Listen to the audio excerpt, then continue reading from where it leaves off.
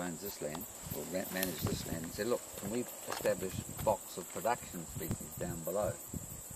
And they said, yeah, no problem. So we put in blocks of ponderosa, Douglas fir, Corsican pine, and larch on the lower half, and then we had a fence that ran around the middle and a little bit of erosion control of Pinus mugo up there, but otherwise nothing else. And that's what they're harvesting at the moment. They're harvesting those stands. The idea was, it was fenced off, and in the areas we didn't plant, we actually oversowed and top dressed, and the farmer was going to make use of those better soils which had the herbaceous material on to graze, and that would control the spread in theory. In actuality, the area was too small. The farmer didn't like putting sheep in there, couldn't get enough in there. Half of them disappeared into the trees and wouldn't come out.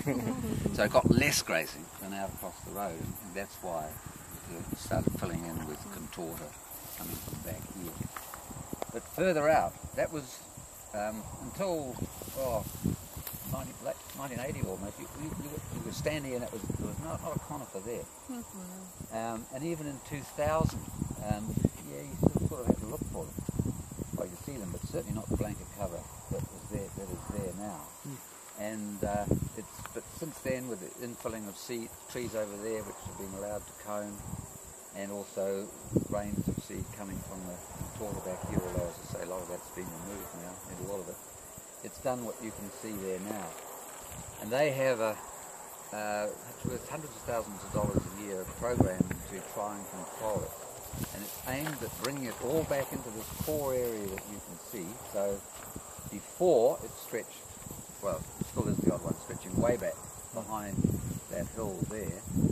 And two aims. One was to bring it back into a core area, and the second one was to move it from ridges. And you can see the middle ridge, not the skyline one, but the middle ridge, the flatter one. You can see how that's bare along the right-hand higher end of it. All that was quite a sharp line of conifers, which have since been sprayed. But so that's why the focus is up there, is to take from the seed takeoff types sites to take it away.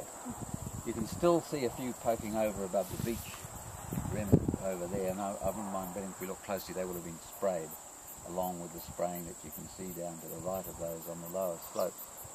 So that's the aim, and very fortunately they've sprayed those ones on the left-hand end underneath those scree guts, the subsoil guts.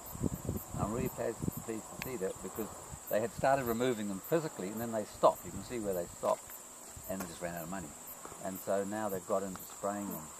But unfortunately all those were well into coning by the time they were sprayed, so there's a hell of a lot of little stuff. The seed doesn't last long in the soil, 2 or 3 years, but they're going to have to go back. So that's the theory, to bring it all back into this area that we can see, and then blanket spray it like we're starting to see the first trial blanket sprays going on now. But the question to, what happens next? Are we just going to see more coming away? And what are we going to see filling that gap? And how could we aid and abet, say, getting the vegetation cover that we want there, say beach, rather than just allowing it by default to come into first up, best dressed, that sort of thing.